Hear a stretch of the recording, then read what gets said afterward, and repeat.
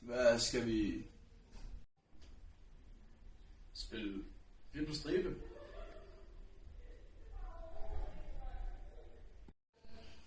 Jo, men er det ikke også lidt kedeligt? Jo.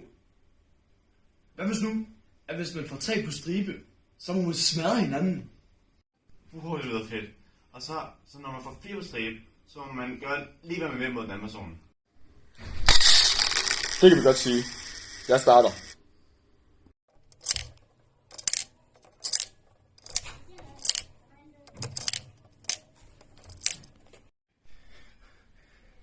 Kan du tage den ned? Okay, jeg tæller ned på 3. 3, 2...